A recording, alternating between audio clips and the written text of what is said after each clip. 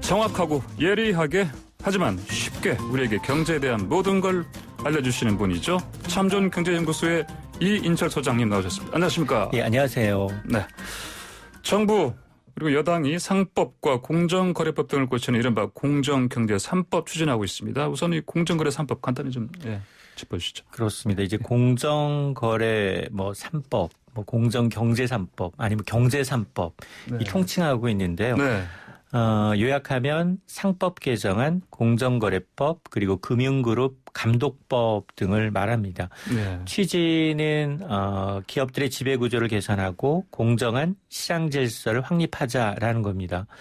자, 이 법이 개정된다라는 의미는 그러면 어디에 구멍이 좀 있구나, 네. 공정하지가 않다라는 의미일 텐데 예를 든다면 일감 몰아주기 관행을 들 수 있습니다. 네. 10대 대그룹은 대부분 계열사 임직원이 10만 명이 넘어서니까 이들을 대상으로 한 비즈니스, 하물며 전자 인프라망 사업만 독점을 해도 네네. 한 개의 회사가 만들어집니다. 예. 근데 이런 회사의 오너를 찾아보면 오너 일가의 자녀 내진 손주일 경우가 많다는 거죠. 예, 네. 또 계열사 간 거래의 중간에 통행세를 받는 회사를 또 끼워 넣는다든가 아니면 오너 일가의 전체 회사 지분은 1%, 2% 남짓이지만 네. 이사회를 완전히 장악합니다. 네. 지인들로 다 구성하고 있어서 네. 정말 거수기일 경우가 많죠. 그래서 이처럼 이제 합법과 불법의 경계에서 사익을 추구하는 사주들이 아직도 있다라는 겁니다. 그래서 이제 공정거래 3법이라는 건 이 대주주의 전횡을 방지하면서 예. 소액주주들의 권익을 보호하겠다. 그래서 기업의 투명한 의사결정 구조를 개선하겠다라는 취지인데 예. 실은 20대 국회에서도 공정경제 3법이 발의가 됐지만 국회를 통과하지는 못했습니다. 극적으로 지난달 말 이제 공정경제 3법이 국회를 통과를 했고 특히나 이번 21대 국회에서는 여당뿐 아니라 야당도 이 법에 대해서 공감대를 표하고 있기 때문에 재계의 반발이 강합니다만 통과 가능성은 한층 높아졌습니다. 네.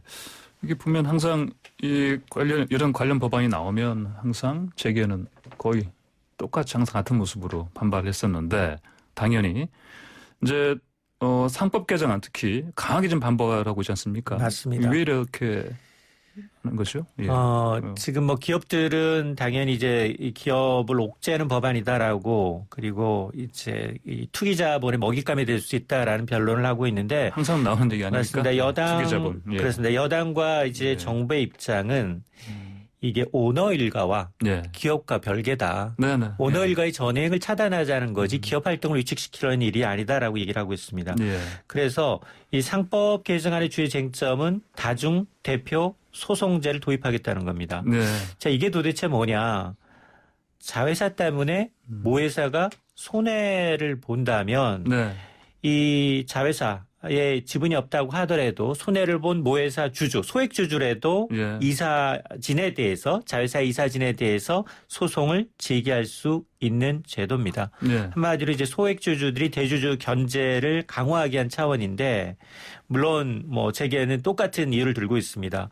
이 제도가 도입이 되면 소송 남발로 이어져서 경영에 애로가 많다라는 주장을 하고 있고 또 하나가 이제 상법 개정안의 주요 쟁점 가운데 하나가 이 총수 일가를 좀 감시 감독하는 이 거수기 감사 제도도 좀 개선해 보자라는 게 들어 있습니다. 지금 체제는 이사회의 이사를 먼저 선출합니다. 그 이사 중에서 한 명을 감사로 선임하는 방식이죠. 그렇죠. 그러면 이게 최대 주주 경영진이 감사 골라서 선임하면 견제하는 역할은 축소될 수밖에 없습니다. 그래서 이 법이 통과되면 다른 이사들과 별도로 감사위원은 별도로 선출을 해야 합니다. 이때 이 대주주의 의결권은 아무리 지분이 많다 하더라도 의결권은 3%로 또 제한하겠다라는 내용이 포함이 되어 있습니다. 자, 이렇게 되면 이 감사위원직에 오너 입맛에 맞는 의사를 앉혀서 이 불투명한 기업 운영을 해온 이 관행을 개선할 수 있다라는 게 정부의 취지인데 물론 이에 대해서도 재계는 이 투기자본과 같은 적대 세력이 감사위원을 선임해서 부당하게 기업을 압박할 수 있다라고 주장을 하고 있습니다. 네. 자, 다음으로요. 그러면 이제 공정경제 3법 가운데 공정거래법 개정안 이것도 보면은 역시 당연히 기업들로서는 반대를 하고 있죠. 맞습니다. 네네. 공정거래법 개정안은 대기업의 권력 남용을 이제 근절하자라는 게 목적입니다. 네. 우선 이 공정거래위원회가 독점하고 있는 전속 고발제가 폐지가 됩니다. 그러니까 공정거래에만 그냥 그 고발할 수 있는 권리가 맞습니다. 네. 불공정 이 위반 사항에 대해서 고발권은 그동안 누가 갖고 있었느냐? 오롯이 공정거래위원회가 독점하고 있었습니다. 참 이상합니다. 맞습니다. 그래서 예. 이제 가격 담합이나 이제 굉장히 큰 불공정 사안에 대해서는 앞으로는 피해를 본 사람이 누구나 자유롭게 검찰에 고발할 수 있도록 하겠다는 겁니다.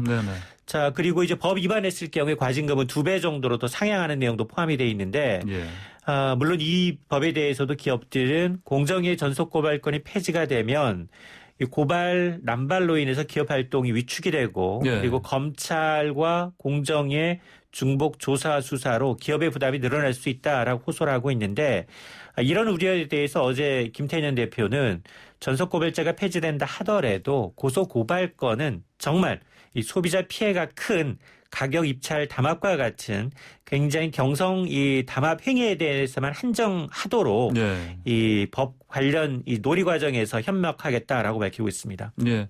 사실 또 근데 또 공정 입장에서는 이게 다 독점 권한이 있는데 이걸 또 사실은 놓는다는 면에서 또 살펴볼 어떤 면이 좀 있는 것 같습니다. 맞습니다. 예, 예. 자, 다음으로요. 또한 공정거래법 개정안의 그 총수일가의 그 사익 편취 규제 강화하는 내용도 포함되어 있죠? 맞습니다.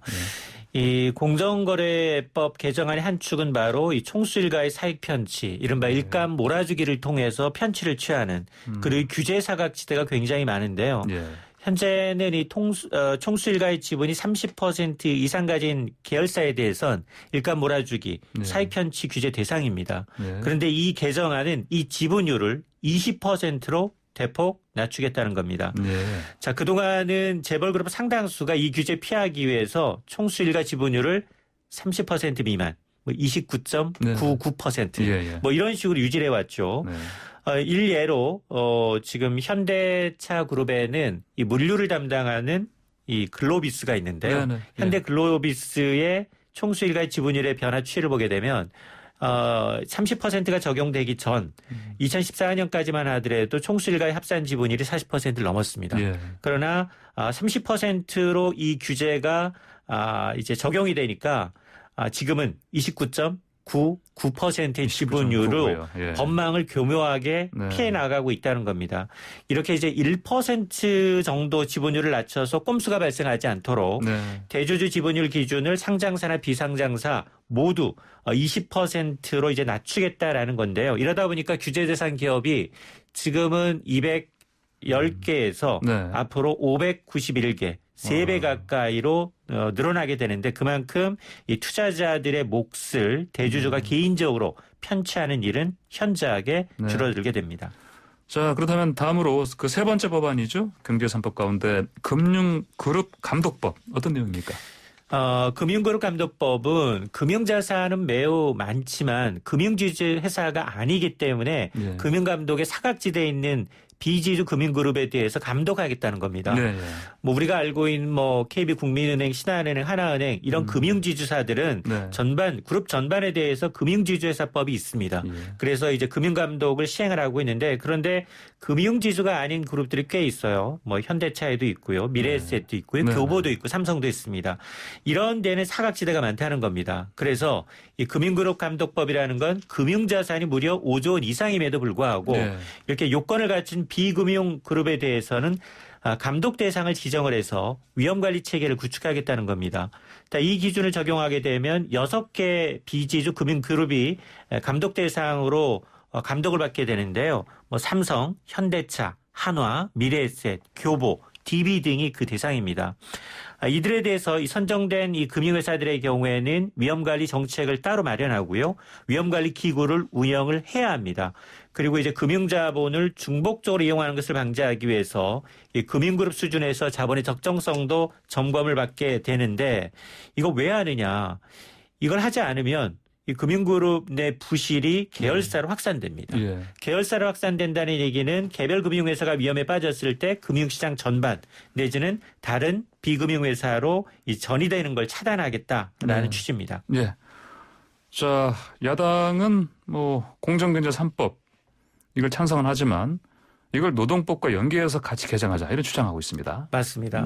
그렇지만 여당은 당연히 반대하는 거고 이거 국회 통과 가능할까요? 지금 공정경제 3법은 기업들이 되게 꺼리는 거고요. 예. 노동법 개정은 근로자들이, 노동자들이 굉장히 꺼리는 법입니다. 그래서 이 공정경제 3법에 대해서 여야가 큰 틀에서는 공감대를 형성하고 있어서 이번 21대 국회 통과 가능성은 높지만 국민의힘 김종인 비대위원장이 공정경제 3법과 함께 노동관계법 개정도 추진하자라고 여당에 제의한 겁니다. 총실가를 제한하는 이른바 공정경제 3법에 찬성표를 더했던 김 위원장이 다른 한편으로는 좀 쉬운애고 또 유연한 임금을 목표로 한 이 노사관계 조정, 노동법 개정을 요구한 건데요. 이에 대해서 더불어민주당 이제 김태년 원내대표가 분명하게 반대 의사를 표시를 하고 있습니다. 이거는 이 공정경제 3법에다가 노동법을 끼워 넣는 것은 대단히 부적절하다. 그리고 청와대도 기류도 비슷한데요. 이게 공정경제 3법은 이미 어느 정도 의견 수렴 과정을 거쳤고 경제민주화 입법이라고 해서 지난 5년간 가까이 논의가 됐던 것이기 때문에 뭐 20대 국회는 이제 지나갔지만 20대 국회에서는 일부 입법안을 담아서 내놓겠다라고 이제 입장을 강조하고 있는 상황이고 다만 이제 여당의 경우에는 공정경제 3법의 최대 쟁점이라고 할 수 있는 앞서서 제가 이 3%룰 아무리 지분이 많다 하더라도 의결권을 3%로 제약하는 이 3% 룰과 관련해서는 조정 가능성을 내비치고 있어서 지금 재계가 우려하고 있는 이 3법 개정안에 이 대주주의권 3% 제한 조항을 제외하게 되면 이 부분이 정리되면 3법 처리도 좀 탄력을 받지 않겠느냐라는 관측도 나오고 있습니다. 일각에서는 이렇게 뭐 공정경제 3법하고 노동법 같이 하는 걸 뭐 패키지니 뭐 딜이니 이런 식으로 얘기를 합니다. 이게 이제 어떻게 보면 뭐 김종인 그 비대위원장 입장에서는 야당도 지금 어떤 경제 3법을 어떻게 보면 논란이 될 수도 있는데 그 야당의 색깔을 어떻게 보면 좀 얕게 가면서 어떻게 보면 좌클릭 할 수 있는 거, 그렇게 볼 수 있는 건데 이런 상황에서 이제 뭐랄까 입지 자체를 어떤 이걸 통해서 뭐랄까 이제 그 당원들이라든지 여러 어떤 이쪽 야당 쪽에서 기본적으로 갖고 가고 싶어하는 그런 부분을 좀 살려가는 그런 측면 목적이 있지 않나 이런 생각이. 재계를 대표하는 경총이 계속해서 맨 먼저 접촉한 게 김종인 비대위원장이었어요. 그러니까요. 경제민주화를 입법하셨던 분이기 때문에 이제 국민의힘과는 조금 다른 목소리를 냈는데 왜 그러느냐 갑자기. 보수의 색깔이 좀 이상해졌다라고 하면서 의견을 제시하니까 아니다. 큰 추세에서 보면 공정경제 3법은 가야 될 추세는 맞다. 다만 대신에 여기에다가 이제 기업들이 조금 요구하는 노동의 유연성 그리고 국제기구에서 우리나라를 볼 때 가장 취약하다고 보는 게 바로 노동의 유연성이니까 이걸 다시 패키지로 넣었는데 그러나 이제 여당 입장에서는 노동을 굉장히 강조했던 입장에서는 이걸 받을 수가 없는 거죠. 알겠습니다. 자. 재정 준칙 얘기 어제 나왔죠. 그 홍남기 그 기획재정위 위원회 기획재정부 장관이 얘기했는데 이 재정 준칙 뭐 알기 쉽게 한마디로 좀 설명해 주십시오. 그렇습니다. 이게 재정 준칙이 뭐냐?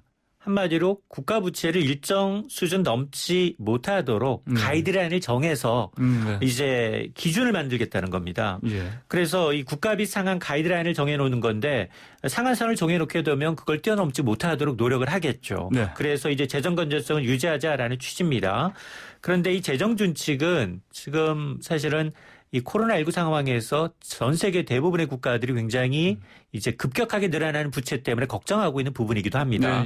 이 준칙을 도입한 국가를 좀 따져봤더니 OECD 36개 회원국 가운데 한국과 터키 제외하고 다 하고 있죠. 34개 국가가 재정 준칙을 도입하고 있고요. 전 세계로 범위를 넓히면 92개 국가가 도입을 하고 있다는 겁니다. 그래서 상당수 국가가 운영 중인 재정 준칙을 정부가 뒤늦게 도입하려는 것 뭐 우리도 이제 눈덩이처럼 불어나고 있는 나라빚, 재정 적자에 대한 위험을 더 이상 방치할 수 없다라는 판단인데 그래서 정부가 추석 연휴 직후에 한국형 재정 준칙을 발표하는데 크게 핵심은 두 가지입니다. GDP 대비 국가 부채 비율 현재 4차 추경 반영하게 되면 43.9%인데 네네. 이거 60% 이내로 관리하겠다라는 거고 그리고 나라에는 이제 통합재정 수지가 있는데 예. 1년에 걷어들인 수입과 이제 지출을 뺀 통합재정 수지도 예. 마이너스 3%를 넘지 않도록 관리하겠다. 네. 이 두 가지를 이제 교집합이 아닌 합집합 두 개 중에 하나만 네. 이제 맞추게 되면 이제 이하로 유지하게 되면 재정 준칙을 준수한 것으로 간주하겠다라는 내용을 발표한 겁니다. 네, 좀 실효성 있을 것 같습니까?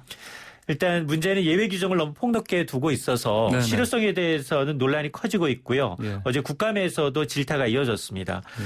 우선 코로나19 사태와 같은 심각한 국가적 재난이나 경제 위기 상황이 되면 재정 준칙은 지키지 않아도 됩니다. 네, 알겠습니다. 자, 오늘 말씀 여기까지 듣겠습니다. 감사합니다. 네, 감사합니다. 네, 지금까지 참 좋은 경제연구소의 이인철 소장이었습니다.